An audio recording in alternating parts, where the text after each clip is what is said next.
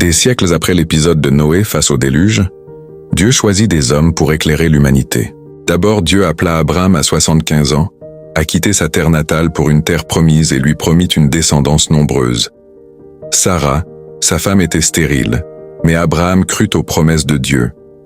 Dans l'impatience, Sarah encouragea Abraham à avoir un enfant avec sa servante Agar. Ismaël naquit et devint l'ancêtre de nombreuses nations arabes.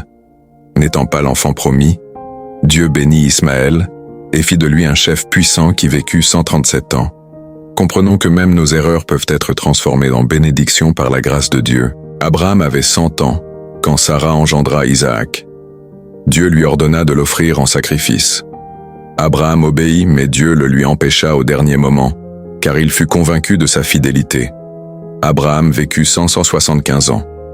Cela montre que la foi véritable se manifeste par l'obéissance, même quand tout semble impossible.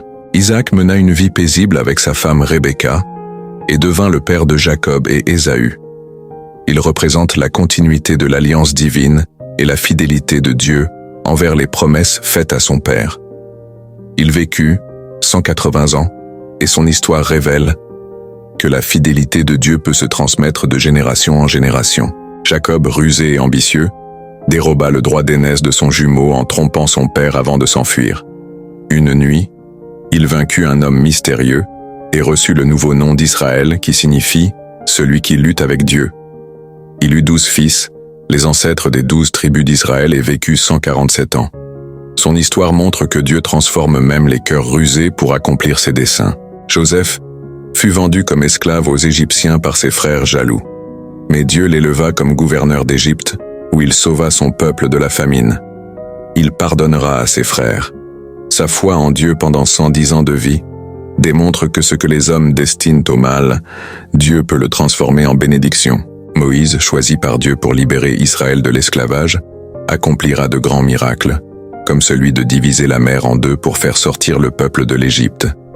Il reçut les 10 commandements de Dieu sur le mont Sinaï et guida Israël pendant 40 ans dans le désert et vécut 120 ans. Son histoire enseigne qu'avec Dieu, même l'impossible devient possible. Enfin, Josué, le successeur de Moïse, mena Israël à la conquête de Canaan. C'est celui qui fera tomber les murailles de Jéricho par la foi et répartit la terre promise entre les tribus d'Israël. Il vécut 110 ans, nous montrant que la victoire appartient à ceux qui obéissent à Dieu sans crainte.